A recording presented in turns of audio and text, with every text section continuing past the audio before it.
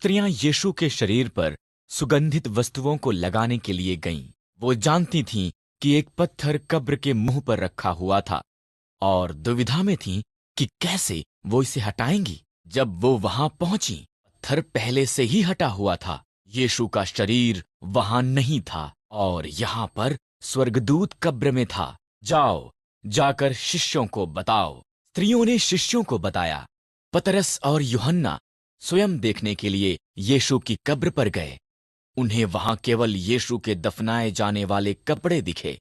वो उलझन में घर वापस लौटे। बाद में शिष्य एक कमरे में इकट्ठा हुए। वो जो भी हुआ था उसके बारे में बात कर रहे थे। तब यीशु उन पर प्रकट हुआ। उन्होंने सोचा कि वो एक भूत था। मेरे हाथों और पांवों को देखो। तुम एक भूत को छू भी नहीं सकते और भूत खाते भी नहीं, पर मुझे तो सचमुच भूख लगी है, इसलिए उसने कुछ मछली खाई।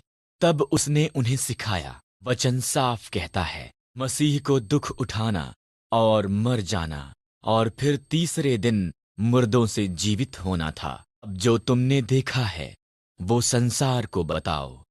प्रत्येक ये जान लें कि उनके पाप क्षमा हो सकते हैं अगर वो परमेश्वर की तरफ मुड़ते हैं।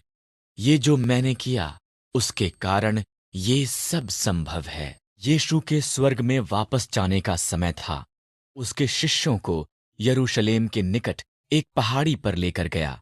मैं चाहता हूं कि तुम अब ये करो, तक तुम्हें वायदा किया पवित्र आत्मा नहीं मिल जाता।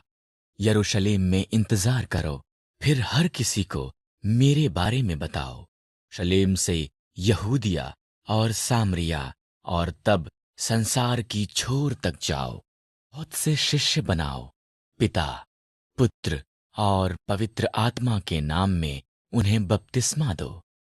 जो तुमने मुझसे सीखा उन्हें सिखाओ। मैं सदैव तुम्हारे साथ रहूंगा। उसने ऐसा कहा, यीशु आकाश में चढ़ गया। वो तब तक आकाश में ऊपर जाता रहा तब तक एक बादल में अदृश्य नहीं हो गया। शिष्यों ने उसे देखा।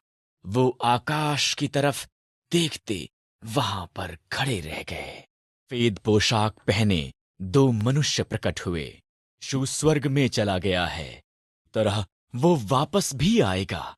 इसलिए शिष्यों ने यीशु की आज्ञा मानी और यरूशलेम में गए।